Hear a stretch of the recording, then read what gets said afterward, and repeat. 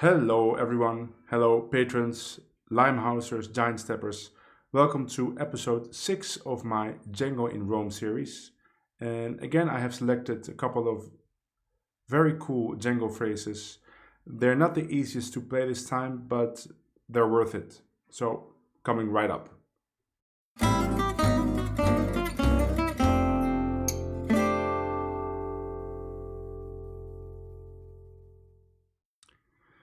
So we're nearing the end of this series. This is episode 6. I think there will be two or three more, with the last one, of course, being exclusively for the Giant Steppers. Um, and I'm ending the series on YouTube, so the rest of this series will be on Patreon only. The reason is that I see that the views are trading off quite sharply for this series. I think people want to see something new, so I'm switching on YouTube to a different topic. I'm not sure which topic yet, but I'm thinking about diving a little bit into Joe Pass, because I haven't done that before, and it's one of my favorite guitar players, and it's very interesting. It's kind of a bridge between Django and maybe someone like Wes Montgomery or George Benson. It's a little bit in between. Okay, let's get on with this lesson. I want to tell you that it's still very hot in this room. It's 3 days of intense heat. It has cooled down a little bit outside, but the heat didn't really get out of this room yet. So I will just go through the phrases and demonstrate everything in a timely fashion, hopefully. So here we go. First phrase. So this is a phrase that lasts 8 bars, I think, 8 or 7 bars. Yeah. So let me just play the first 4 bars, and then I'll stop and play the second 4 bars. So 1, 2, 3. Oh, sorry. Yeah. 1, 2, 3. Then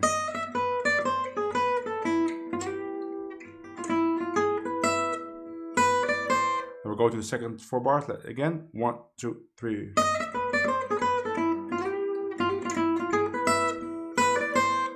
Second 4 bars.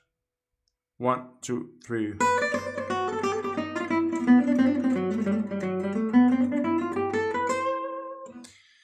One, two, three.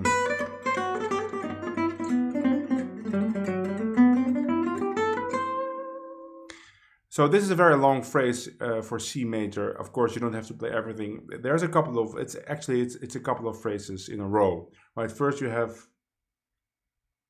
this phrase. Right. That's already a nice phrase to play in C. Then you have this thing. Now that's actually G7. So the perfect place to play this phrase is when you have a progression going from 1 to 5 and back to 1, which happens quite often, like Lady Be Good or Dinah, Hansuka Rose, a lot of places actually. And but then you have this final phrase, which is also a phrase that's really nice to play by itself.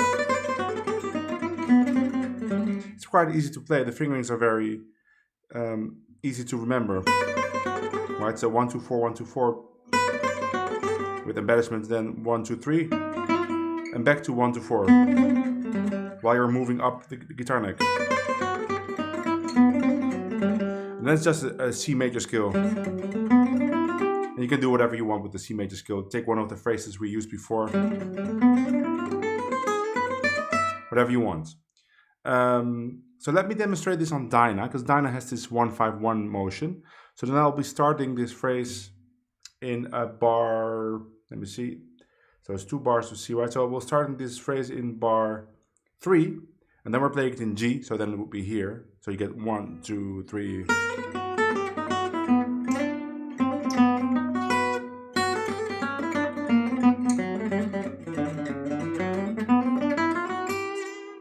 So let me do that on Dinah. Here we go.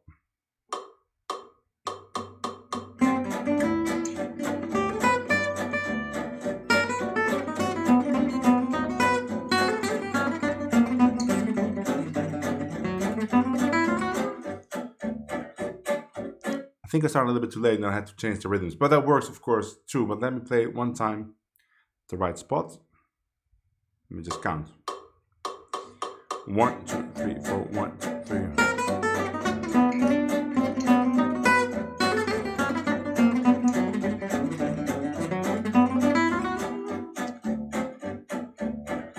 That also works, but now I know what it is. I have to start in bar 3 because now I was 1 bar too early on the G7, but on the D7, but it still works, right? Because this phrase, although it is G, D7, G, it's basically also G, right? And D7 and G are very closely related, and every line that works on G also works on D7 as long as you resolve back to G again.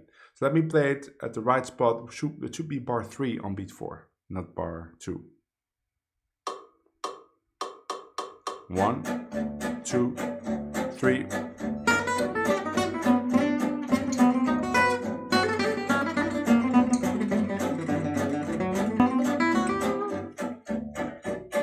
That was correct. So, and then as you can see, the scale, it's kind of a weird scale with this. I would actually, if you want to play it like this, maybe I would play an extra chromatic note between the A and the B. So you get on the B string. Or in G would be then, let me do that one more time.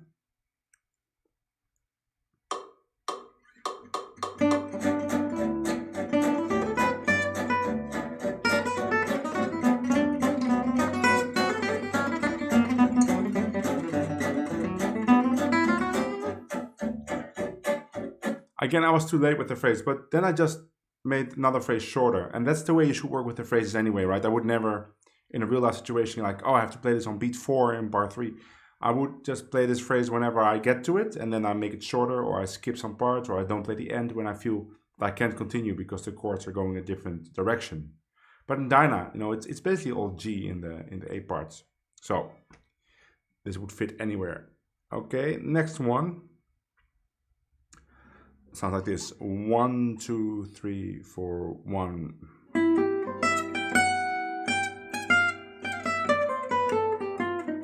One, 2, 3, 4, 1.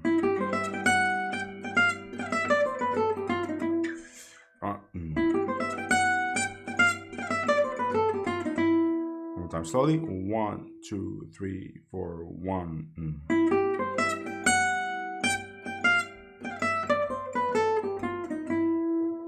It's nice. It goes to this sharp 11 on C, right? So some people would call that the Simpson sound, right? You have a major chord, but instead of the 5, you have the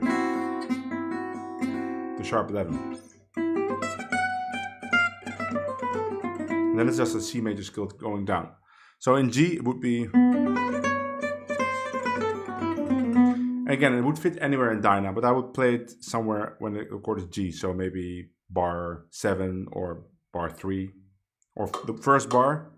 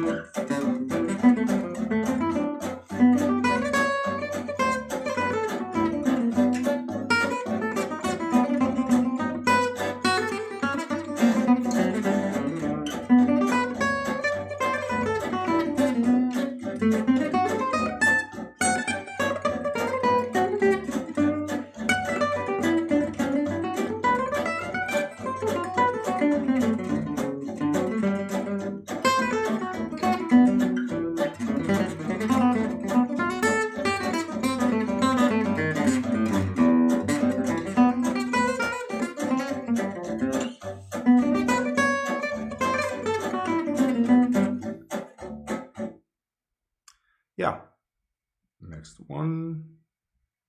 There's a phrase for minor, D minor. It's not D minor 7, it's more like a D minor. Sounds like this. 1, 2, 3, 4, 1.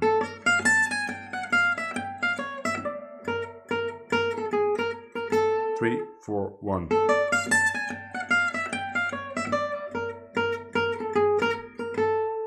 Three, four.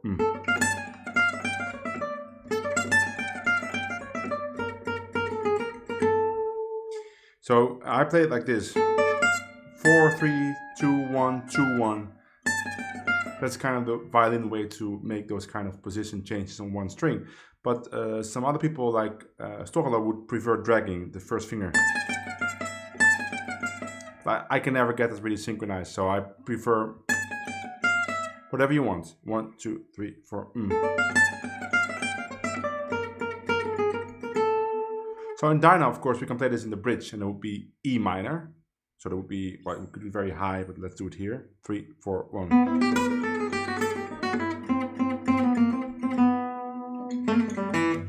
So let's try that.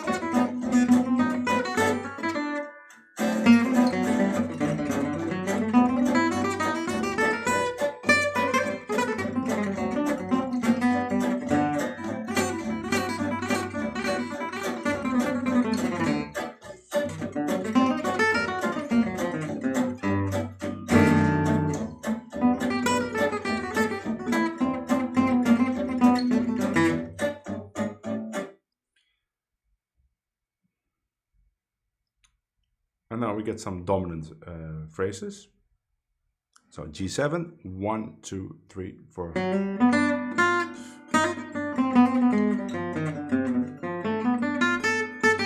One, two, three, four.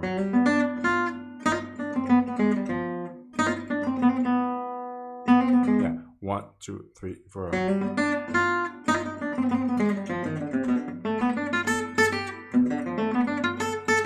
One, two, three, four.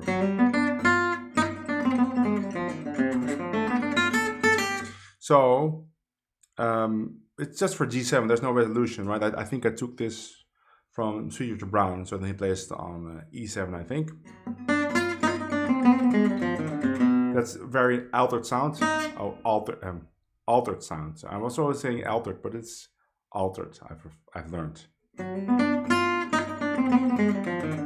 And then that's a fingering that we discussed before for D minor 6.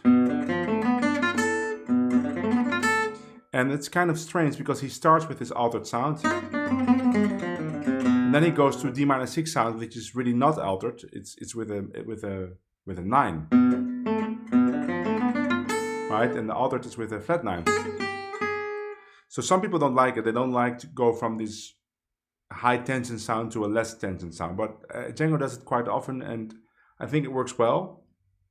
And you can play this, of course, on a 2/5. It's very long. It's 4 bars. But for instance, in Dyna, you could play this starting in bar 4, and then play this for 4 bars and treat the whole second 4 bars as D7, even though it resolves to G. But the resolution to G is practically, you could say, is 1 bar, right? So it's D7 2 bars, then G 1 bar, and then again it's D7 to go back to the beginning of the second A. So you could just force this over the second 4 bars on D7, so you get 1, 2, 3, 4.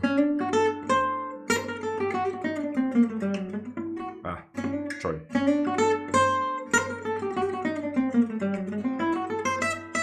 And then resolve. I like to do double downstrokes. So if you go back to the tab, so from the C to the B, I like to do double down, so that I can play the triplet with down, down, hammer on, up, right?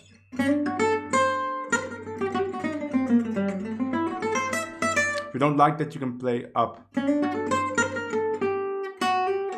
and do 2, so hammer on, pull off. Also works.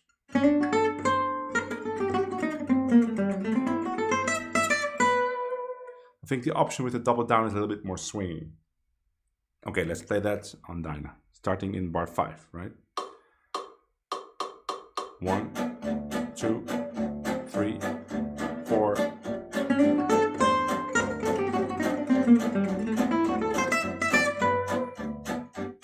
One more time. Here we go.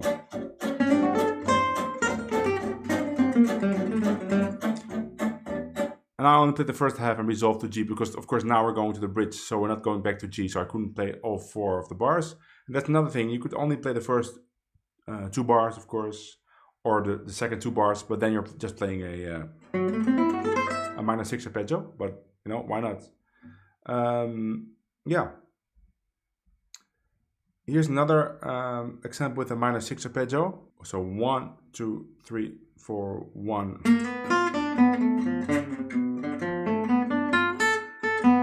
3, 4, 1. Now for me, it works, but it would be more logical to play it on the 2 end instead of the 1 end. Because then this last B would be on beat 4, so you can resolve it very nicely to a C chord by just going from B to C. So then you would, instead of going 3, 4, 1, pa da, you get 3, 4, 1, 2, pa da, ba da, 3, 4, 1, 2.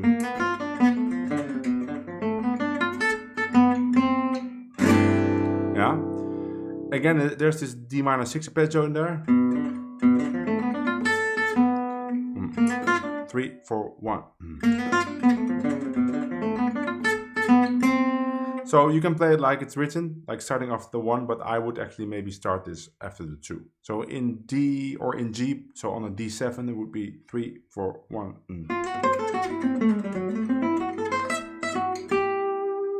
Let me do it on Dyna.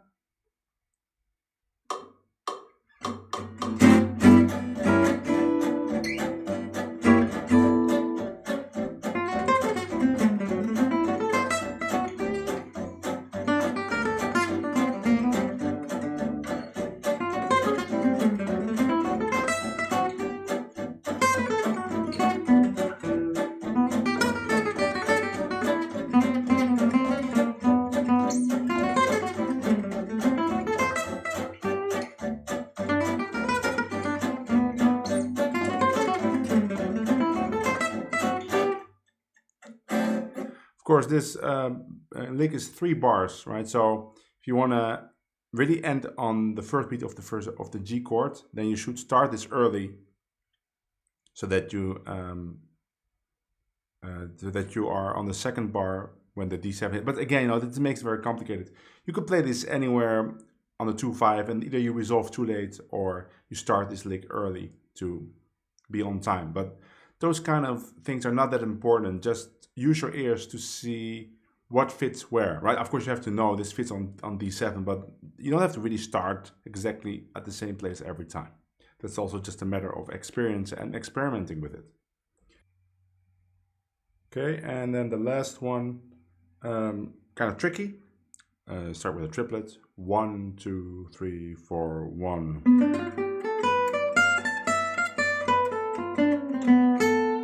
3, 4, 1.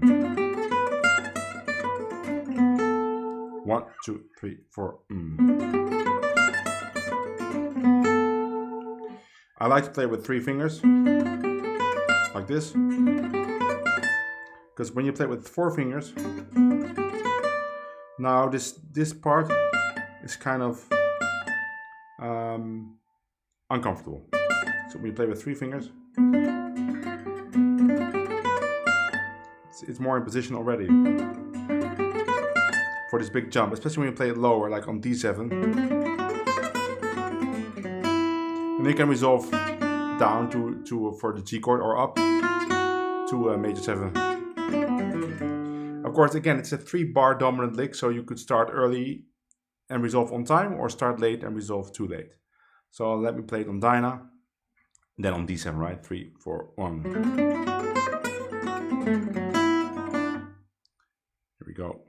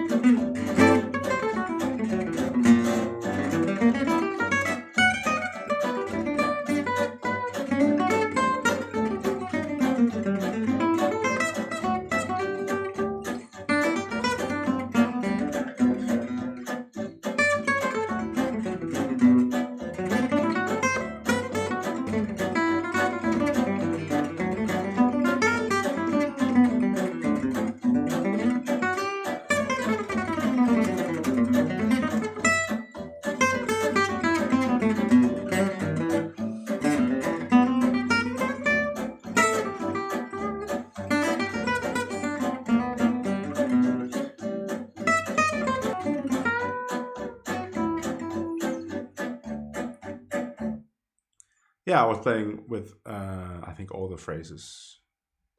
Is that true? I don't think I played. No, I played this one for sure. Yeah, I played all of them. So they're just nice phrases to play around with. Oh, I didn't play this one. I think. Right. That is the one, two, three, four. Anyway, very usable phrases. They're not the easiest. I can tell you, it's quite tough to play some of them. But if there's any of them that you like, just take them, experiment with them. It's not the point for you to be able to play all the phrases all the time, right? Again, pick the favorites, your favorites, and I mean you should practice them all just to get your fingers working. But in the end, just pick your favorites, make sets of 4, like I was talking about in previous videos, and just start experimenting. Okay, I will see all of you in the next video. Bye. Oh, and thank you for reacting to my post about the book. Think I should do that, and I will start working on it soon. It's gonna take a while, but of course I will warn all of you when I'm finished, and you'll be able to buy it at a discount, of course. Until next time.